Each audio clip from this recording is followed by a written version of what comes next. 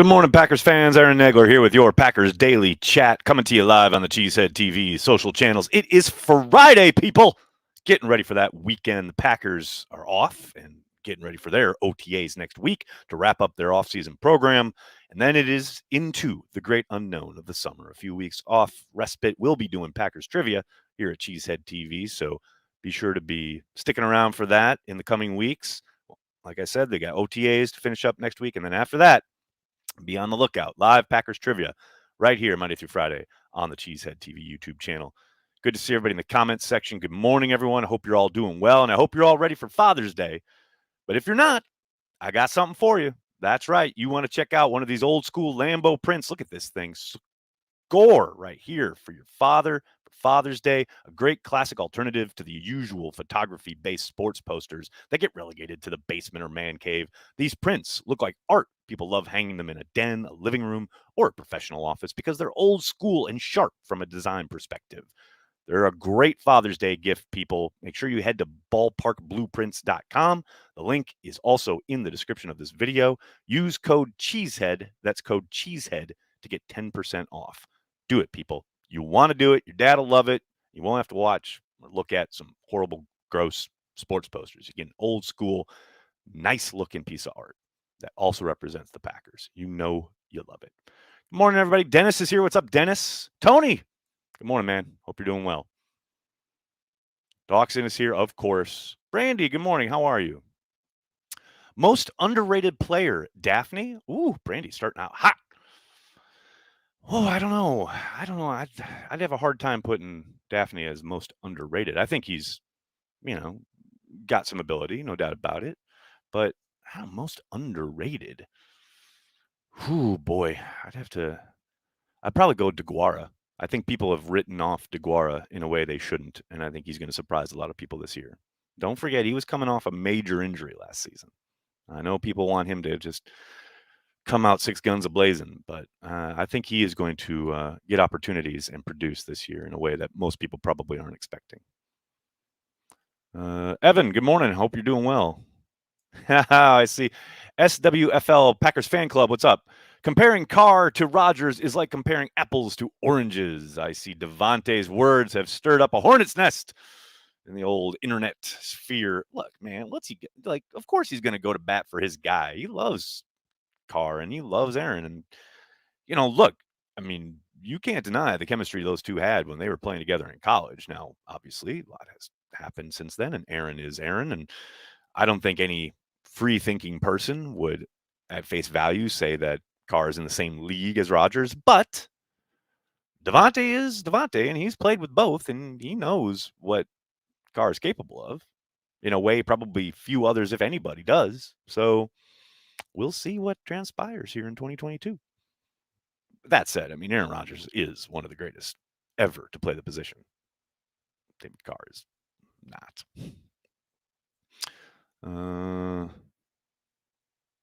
Devante's words about Rodgers have been completely twisted by the media. Go figure.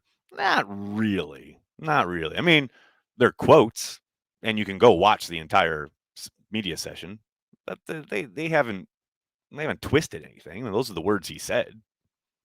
So, I'm not bashing on the media on this one. Sorry. Let's get Aaron Rodgers that elusive second ring so he can ride off into the sunset and enjoy the rest of his life. Michael, I think the Packers are trying to do just that. Hopefully, the things shake out a little bit better in the postseason than they have the last couple of years. Adams with the kiss of death for Jordan Love. He's a nice guy, but oh man. I mean, but look, if you're Devante, you've got this opportunity to go play with a guy that you've known pretty much your whole adult life and you've wanted to play with. Yeah, I don't think that's a major slight at Jordan Love. I think he spoke truth there. He said it didn't have anything to do with the other quarterbacks. He wanted to go play with his guy. He didn't know how much longer Aaron was going to be in town. That all makes sense to me. Nags, is there a locker for all these guys vying for a spot on the team? Yes, Brandy. Actually, I think you've probably seen pictures of the Packers locker room, right? It's football shaped, designed, by the way, or co-designed by Mike Sherman back in the day when they were in the the redesign. But so it's kind of a football shape. And when you walk in, when the media, when we walk into the locker room through our entrance, to the right, just past actually where the quarterbacks are, where like Rogers' locker is right there, just past that row, there's a kind of an offshoot area. It's kind of a big box where like lots of practice squatters and guys who like are the bottom end of the 90-man roster. That's where they put those guys. And as you might imagine, it is very transient back there. Like guys, lots of guys come and go. And sometimes when they start there, right, they'll get signed on a tryout basis or, on a 1-year deal as an undrafted guy or what have you. If they then make the squad during the season and start to get in the rotation a little bit, sometimes they can quote graduate up to the big room, right?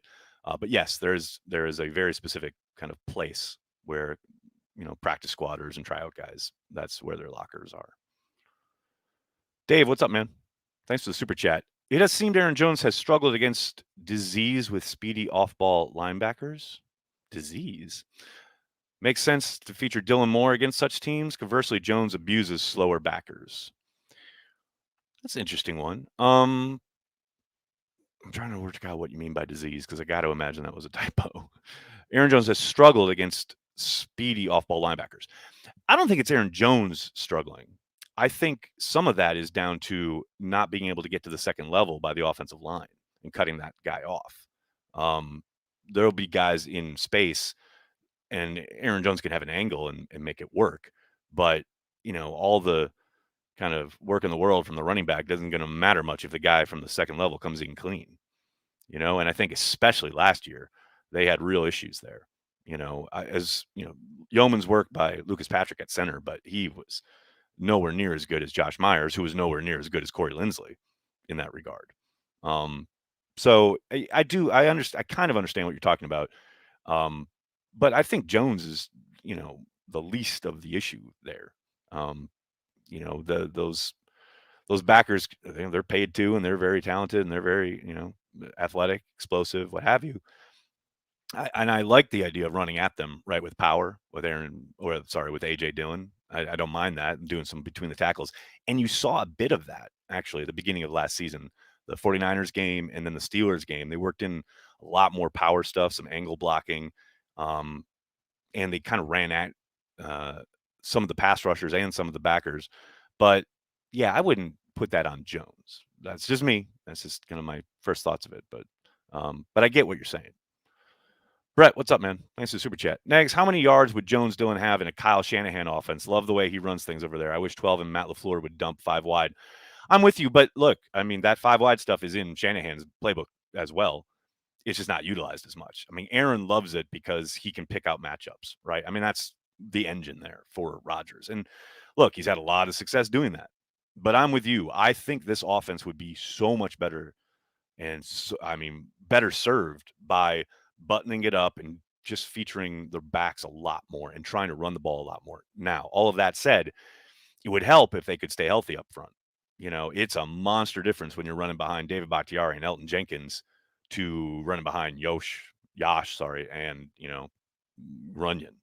And that's no knock on those guys. They did good work last year, but I think it's hard to get, stick with it, so to speak, when you're shuffling guys in and out on the line and you're not getting the kind of results that you want on early downs when you're running the football. Now, that said, I wish they would stick with it, even when they're banging their head against the wall. And I know people get pissed and Twitter goes like, why aren't they throwing it and blah, blah, blah. But that running game, that rhythm, it only helps you long term in as the game unfolds.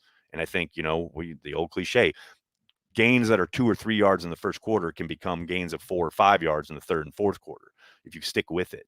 But yeah, I'm with you, man. If Shanahan was calling the plays, I would love that style of, featuring that run game. And then I think it makes things a hell of a lot easier for Rodgers as well. I've been saying that for 3 years now. It was the Elway model.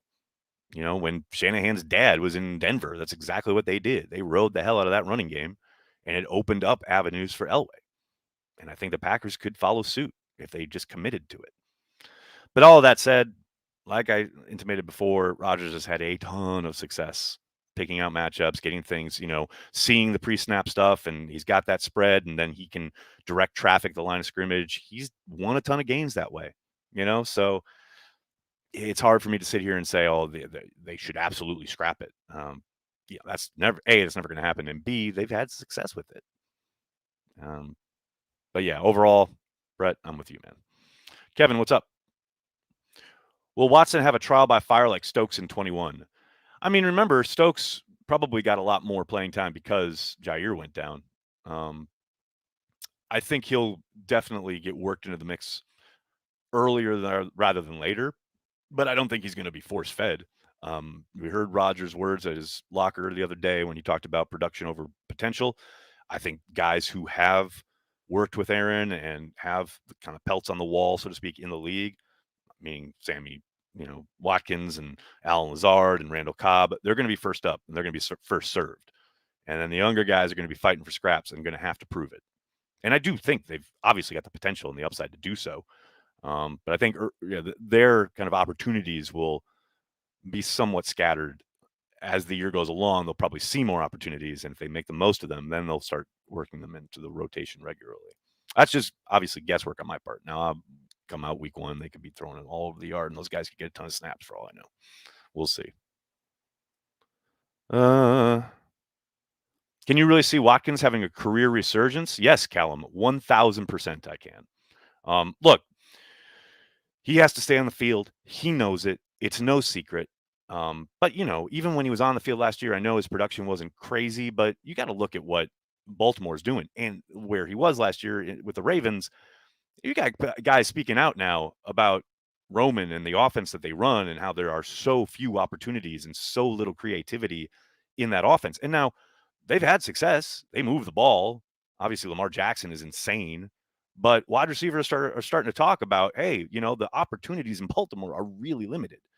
So I think if you put Watkins in this offense with this quarterback, if he can stay on the field, now obviously that's a big if, but if he can do it, yeah, yes, I think he can be one of the steals of the offseason. But that is, obviously the big if, and that's the reason he was so cheap. It's because he hasn't been able to stay on the field. And to his credit, he did not shy away from that at his locker the other day. He knows. He said it over and over. The key is staying healthy. And he knows he hasn't done it. And it sounds like he was starting to think maybe no one was going to call and he might be done playing football. So I think he's got a golden opportunity here with Aaron Rodgers and Matt LaFleur's offense to put up some big time numbers. And I don't think it's going to be Devante style, but yeah, he could very much surprise people. No question. Carl, what's up, man? Hey, Nags, which young player will make the biggest second-year jump this year? I posted this earlier, but it got dumped somehow. Cheers. Sorry, Carl. Second-year players. I mean, you'd love it to be Stokes, right?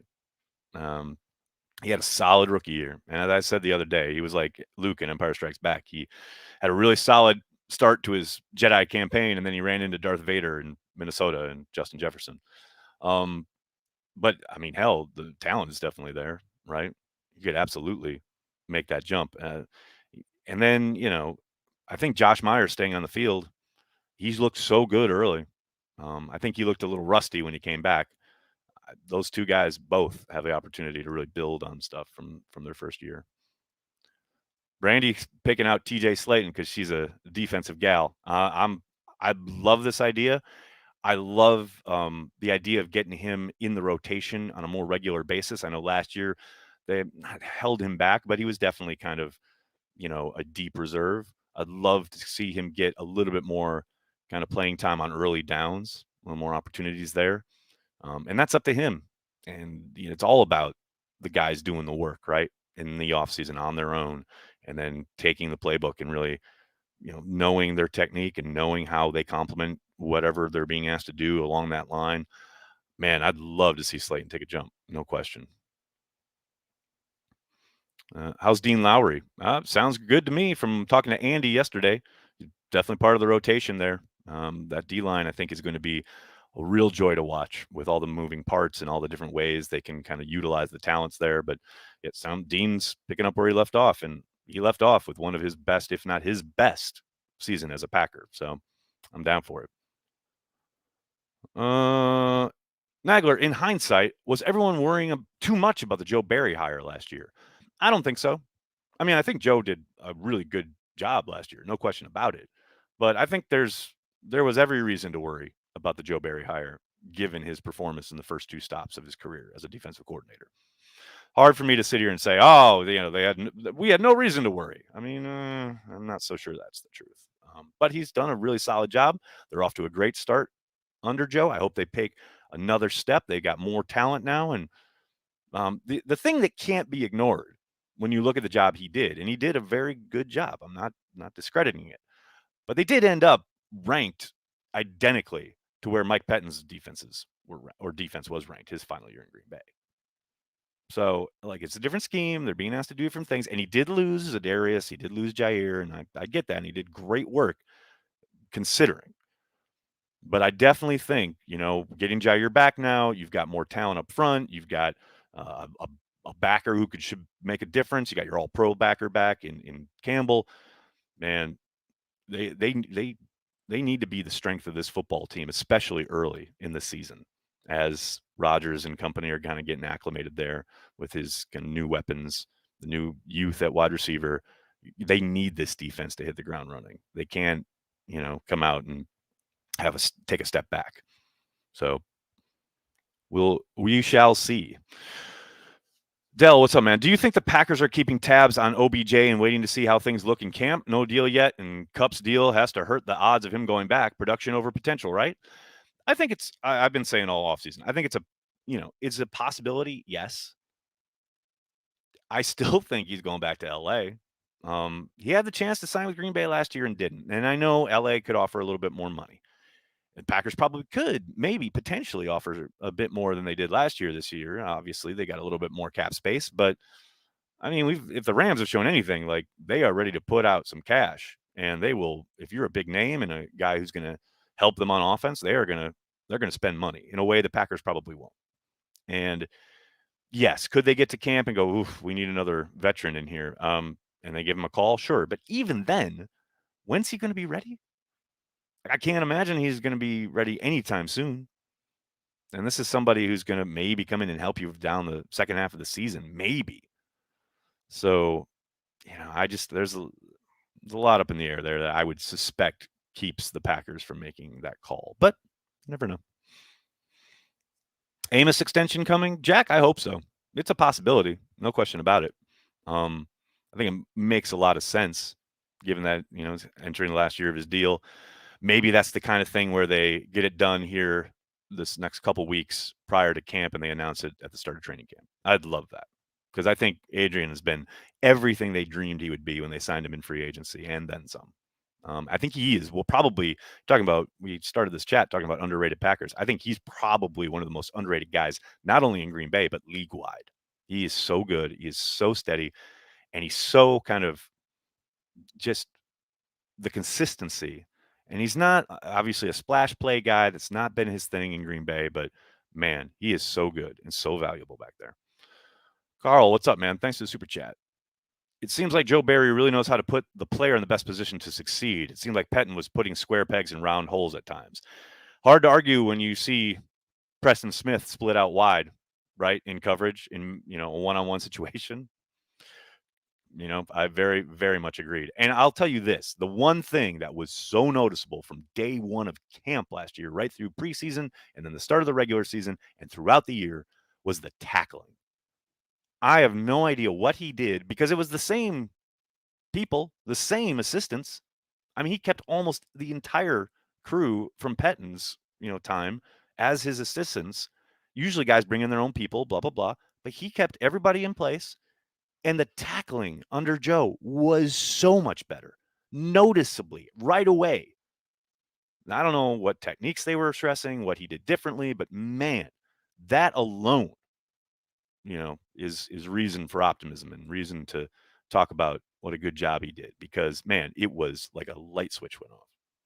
To your point, like guys in position, but not. There was still a few throwing yourself at the ball carrier's feet. That always drives me insane. But for the most part, guys really broke down in space, saw what they were hitting, and made the tackle. Sure, wrap up, get them on the ground in a way we haven't seen in Green Bay in a long time.